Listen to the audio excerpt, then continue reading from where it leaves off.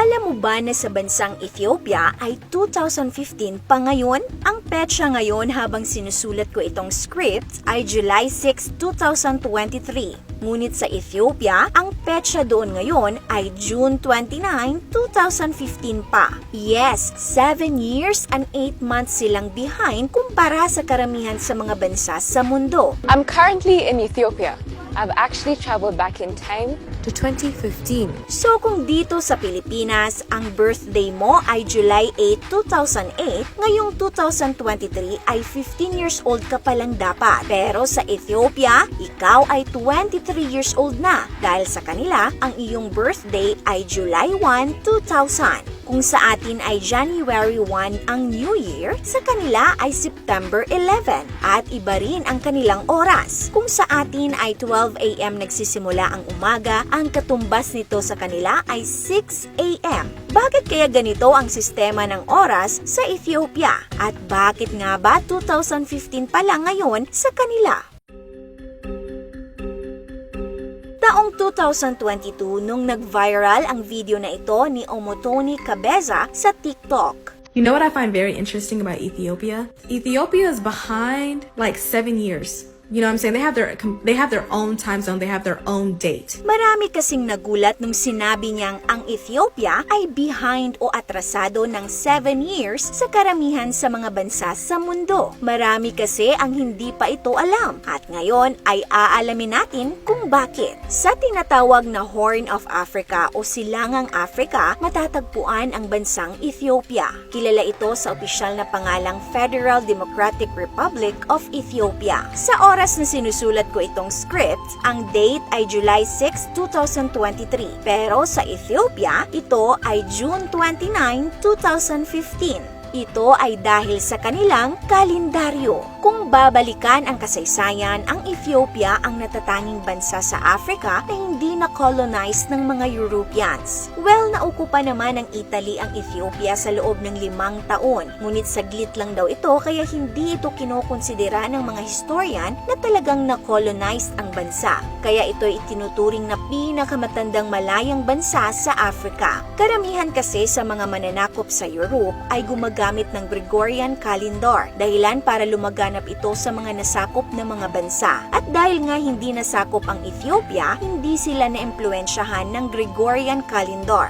Ngayon, ang Gregorian calendar ang ginagamit ng karamihan sa mga bansa sa mundo, kasama na ang Pilipinas. Samantala, ang Ethiopia ay merong sariling kalendaryo na tinatawag na Ethiopian calendar o Ge'ez calendar. Ito ay nakabase sa ancient Coptic calendar. Ang Ethiopian calendar ay merong 13 months. 12 months dito ay merong tig 30 days. Ang ika-13 na buwan ay tinatawag na Pagome. Ito ay may 5 araw lamang o 6 na araw kapag leap year. Ang leap year sa Ethiopia ay nagaganap kada 4 na taon, kung saan merong isang araw na nadadagdag sa huling buwan ng taon. Ito ay para maitugma ang kalendaryo sa solar cycle. Ang kalendaryo ng Ethiopia ay nakabase sa paniniwalang si Adan at Eva ay nanirahan sa hardin ng Eden sa loob ng 7 taon bago sila umalis ng magkasala. At dahil sa reference point na ito ay naiiba ang pag-estimate nila ng taon ng kapanganakan ni Jesus Christ. Sa Ethiopian calendar, si Jesus ay ipinanganak noong 7th BC,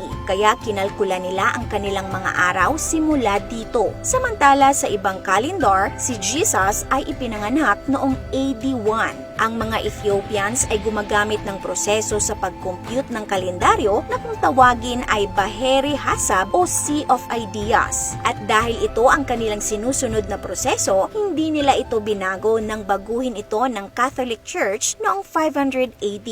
Ito ang dahilan kung bakit nahuhuli sila ng 7 years at 8 months kumpara sa Gregorian calendar.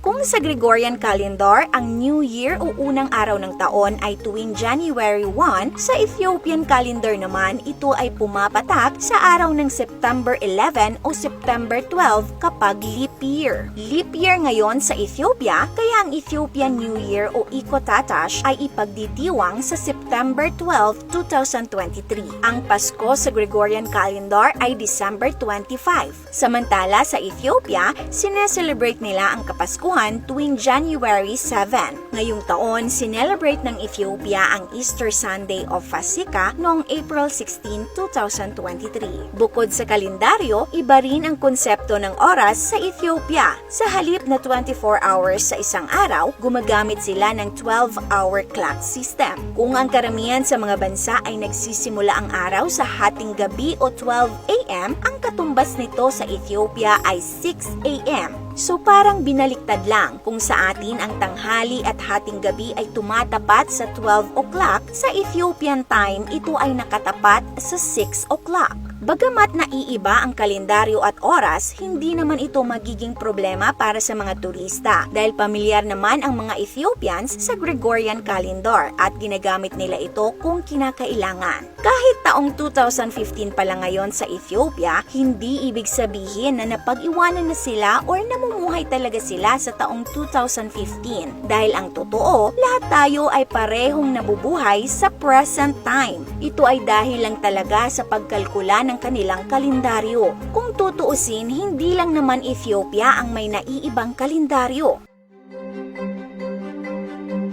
Sa Iran at Afghanistan, ang ginagamit nila ay ang solar calendar na kung tawagin ay solar Hijri calendar. Ngayon, ang taon sa Iran at Afghanistan base sa solar Hijri calendar ay taong 1402. Sa Thailand naman, kung ang pagbabasehan ay ang kanilang Thai solar calendar, nauuna sila ng 543 years kaysa sa Gregorian calendar. Ito ay dahil nagfa-follow sila sa Buddhist era sa pagbilang ng mga taon. So ang taong 2023 ay katumbas ng taong 2566 sa Thai solar calendar. Sa India naman, bago ang 1955, 30 calendars ang ginagamit sa bansa dahil sa mga political divisions sa bansa. Kaya para ma-unite ang bansa, noong March 22, 1957 ay ipinatupad na ang kasalukuyang ginagamit na kalendaryo na kung tawagin ay Vikram Samvat. Ang kalendaryong ito ay 57 years namang nauuna sa Gregorian calendar. So ngayong 2023, ito ay taong 2080 sa Vikram Samvat calendar. Nagustuhan niyo po ba ang content natin ngayon? Kung oo, ay mag-comment po kayo ng yes. By the way, nais po naming magpasalamat sa inyong walang sawang suporta mga ka-awesome. Shout out dyan kina JR Ozaraga, Kurt Bricks, Angelica Fahilan Buenavista, Nalin Ibisate Orkia, at Angelo Frianeza. Salamat din po sa ating mga top fans, Josh Ria Mananes, Mary Ann Cuten, Jess Osuya, at Emily Valenzuela Bajo Lakian. At syempre, salamat rin po sa mga nagbigay ng stars, Lucky As. Salamat po mga ka-awesome. This is your Ate O from Our Republic. Hanggang sa muli and stay awesome.